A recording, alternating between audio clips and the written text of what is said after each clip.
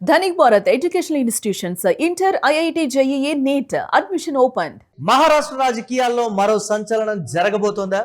ఇప్పటి వరకు ప్రతిపక్ష కూటమిలో ఉన్న శరద్ పవార్ ఎన్సీపీ ఎస్పీ ఇప్పుడు ఎన్డీఏలో చేరే అవకాశం ఉన్నట్లు జోరుగా ప్రచారం జరుగుతోంది. ఇటీవలి కాలంలో శరద్ పవార్ ఎన్సీపీ సంక్షోభాన్ని ఎదుర్కొంది. ఈ నేపథ్యంలో తన పార్టీని బీజేపీ ఆధ్వర్యంలోని ఎన్డీఏలో కలపాలని శరద్ పవార్ ఆలోచిస్తున్నట్లు సమాచారం. ప్రస్తుతం మహారాష్ట్రలో బీజేపీ ఆధ్వర్యంలోని మహాయుతి కూటమి అధికారంలో ఉంది. ఇందులో బీజేపీతో పాటు షిండే శివసేన, అజిత్ పవార్ ఎన్సీపీ భాగస్వాములుగా ఉన్నాయి. ప్రతిపక్ష మహావికాస్ అఘాడీలో కాంగ్రెస్, ఉద్ధవ్ వర్గం శివసేన, శరద్ పవార్ వర్గం ఎన్సీపీ సభ్యులుగా ఉన్నారు.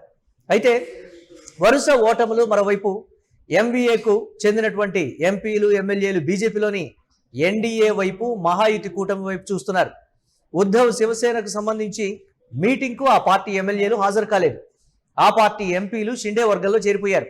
ఇదే పరిస్థితి శరద్ పవార్ ఎన్సీపీలో కూడా కనిపిస్తోంది. ప్రస్తుత పరిస్థితుల్లో తన పార్టీ మనుగడ కష్టమని భావించిన శరద్ పవార్ తన పార్టీని కాంగ్రెస్లో విలీనం చేసేందుకు ప్రయత్నించారు. కానీ కాంగ్రెస్ పార్టీలోని నేతల నుంచి సరైన మద్దతు ఆయనకు లభించలేదు.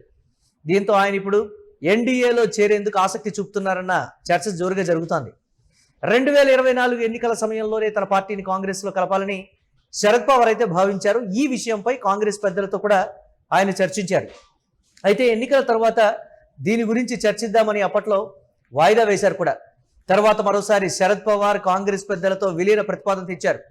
వారు మహారాష్ట్ర కాంగ్రెస్ నేతలతో చర్చించారు. కానీ వారు ఎన్సీపీ తమ పార్టీలో చేరడాన్ని వ్యతిరేకించారు. ఎన్సీపీ తమ పార్టీలో విలీనమైతే తమకు ప్రాధాన్యం తగ్గుతుందని భావించారు. దీంతో ఈ ప్రతిపాదన ముందుకైతే కదలలేదు. కాంగ్రెస్ నేతలు వ్యతిరేకించడం, ఎన్సీపీ నేతల నుంచి సరైనటువంటి మద్దతు లేని కారణంగా కాంగ్రెస్లో విలీన ప్రక్రియ అయితే నిలిచిపోయింది. దీంతో కాంగ్రెస్, శరద్ పవార్ ఎన్సీపీ ఎప్పట్లాగే కలిసి ఎంవీఏ కూటమిలో కొనసాగుతున్నాయి.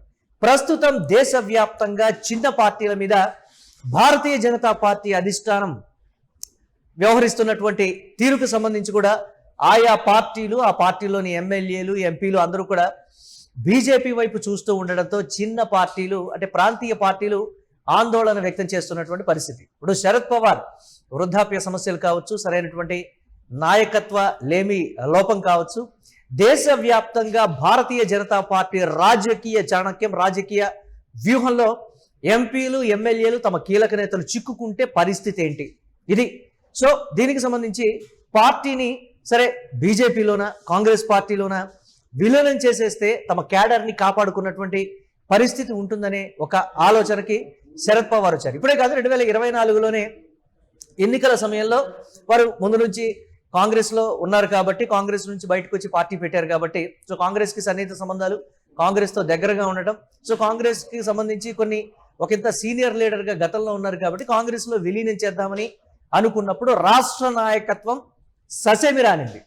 శరద్ పవార్ గురించి బాగా తెలిసినటువంటి రాష్ట్ర కాంగ్రెస్ నాయకత్వం వద్దే వద్దు అనేటువంటి మాట, ఒకవేళ విలీన ప్రతిపాదన కానీ తీసుకొస్తే దీనికి సంబంధించి మేము పార్టీలోంచి బయటకు వెళ్ళిపోతాం. అప్పుడు కాంగ్రెస్ పెద్దలు, అక్కడ రాష్ట్రానికి సంబంధించి కాంగ్రెస్ పెద్దలు చెప్పినటువంటి మాట అధిష్టానానికి తెగేసి చెప్పడంతో ఎస్, గతంలో లాగా ఒక కూటమిలో కలిసి ఉందని తప్ప పార్టీ విలీనానికి ససేమిరాని కాంగ్రెస్ పార్టీ చెప్పేసింది. కానీ ఇప్పుడున్నటువంటి సిచ్యువేషన్లో రాబోయే ఎన్నికల వరకు భారతీయ జనతా పార్టీ కొన్ని రాష్ట్రాల్లో పర్టికులర్గా ప్రాంతీయ పార్టీల విషయంలో చూపిస్తున్నటువంటి రాజకీయ చాణక్యం, ప్రదర్శిస్తున్నటువంటి రాజకీయ వ్యూహం ముందు నిలుస్తామా, అమిత్ షా, మోదీ ద్వయం ఆలోచనల ముందు, వారి రాజకీయ చతురత ముందు మనం నిలబడతామా అనేటువంటి మాట శరద్ పవార్లో ఒకంత ఆలోచనని రేకెత్తించి ఎస్, క్యాడర్ని కాపాడుకోవాలన్నా, తర్వాత తమకు సంబంధించినటువంటి వర్గం మనుగడ సాధ్యం అవ్వాలన్నా కానీ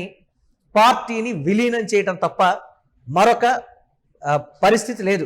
పార్టీని కొనసాగించాలంటే దీనికి సంబంధించి క్యాడర్ని ఏ విధంగా కాపాడుకోవాలనే దానికి నాయకత్వలేమి కావచ్చు, వృద్ధాప్య సమస్యలు కావచ్చు, అన్నీ కూడా శరద్ పవార్ని వెంటాడుతూ ఉండటం ఆయనకి ఒకంత ఇబ్బందికర పరిస్థితులు. అయితే ఇదే సమయంలో ఎంవీఏలోని ఉద్ధవ్ శివసేన చీలిపోయింది. ఆ పార్టీ ఎంపీలు షిండే వర్గంలో చేరిపోయారు.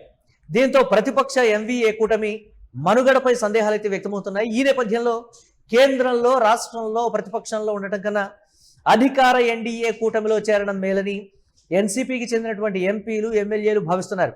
శరద్ పవార్ ఎన్సీపీలో కీలక నేతలైన సుప్రియా సూలే సహా మరికొందరికి కీలక పదవులు ఇచ్చేందుకు కూడా ఎన్డీఏ అంగీకరించిందనేటువంటి ప్రచారం అయితే మొదలైంది. అయితే ఈ ప్రచారంలో నిజం లేదని ఎన్సీపీ నేతలు అయితే అంటున్నారు. తాము ఎన్డీఏ వైపు చూడటం లేదని ఆ పార్టీ వర్గాలు అయితే తెలిపాయి. ఒకవేళ ఎన్సీపీ ఎన్డీఏలో చేరితే కాంగ్రెస్ పార్టీకి భారీ షాక్ తప్పదు.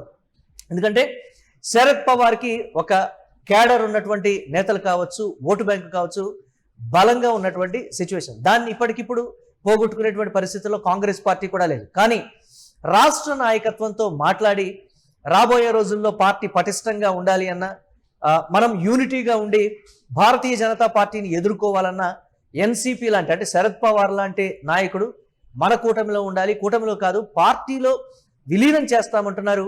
ఇది సరైనటువంటి విధానమే. పార్టీ స్ట్రెంథన్ చేయడానికి కాంగ్రెస్ రాష్ట్ర నాయకులతో సఖ్యత లేకపోతే సయోధ్య కుదిర్చేటువంటి పనిలో కాంగ్రెస్ పార్టీ అధిష్టానం ఉన్నట్లుగా తెలుస్తోంది. కానీ ప్రస్తుతం ఉన్నటువంటి పొలిటికల్ వేవ్ అంతా భారతీయ జనతా పార్టీ వైపే ఉంది. కాబట్టి కింద ఉన్నటువంటి కీలక నాయకులు, నేతలు, కార్యకర్తలు, ఎంపీలు, ఎమ్మెల్యేలు వారి అభిష్టం మేరకు భారతీయ జనతా పార్టీలో జాయిన్ అయితేనే మనుగడ సాధ్యమవుతుంది.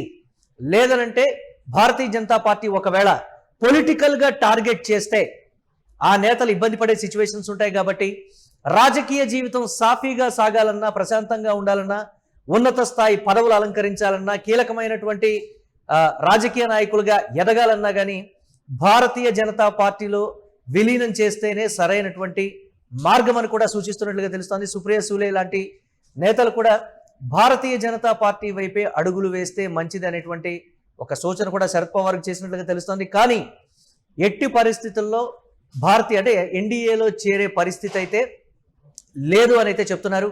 రాజకీయాల్లో ఏ రోజు ఎప్పుడు ఏ క్షణం ఏ విధంగా మలుపు తిరుగుతుందో చెప్పలేనటువంటి పరిస్థితి ఉంది. పైగా భారతీయ జనతా పార్టీ ప్రాంతీయ పార్టీల విషయంలో దేశవ్యాప్తంగా ఎలాంటి వైఖరి అవలంబిస్తుందో మనకంతా తెలిసిందే. 2029 టార్గెట్, ఆ టార్గెట్ని ఛేదించడానికి, ఆ టార్గెట్ని చేరుకోవడానికి శరద్ పవార్ లాంటి నాయకులకు సంబంధించినటువంటి పార్టీలు, అలాగే కీలకమైన అంటే కొన్ని రాష్ట్రాల్లో కీలకంగా ఉన్న పార్టీలని టార్గెట్ చేసి కీలక నాయకుల్ని, నేతల్ని భారతీయ జనతా పార్టీలో జాయిన్ చేయించుకొని పటిష్టం అవ్వాలనుకునే దానికన్నా పార్టీలని చీల్చడానికి ఎక్కువగా స్కోప్ ఉందనేటువంటి నేపథ్యంలో అటువంటి పరిస్థితులు తలెత్తితే ఇబ్బందికరంగా ఉంటుంది. కాబట్టి ఎట్టి పరిస్థితుల్లో ఏదో ఒక పార్టీలో విలీనం చేయాలి. అది ప్రస్తుతం భారతీయ జనతా పార్టీలో విలీనం చేస్తేనే సరైనటువంటి మార్గం అని నేతలైతే సూచిస్తున్నారు. చూడాలి శరద్ పవార్ ఎటువైపు అడుగులు వేస్తారు.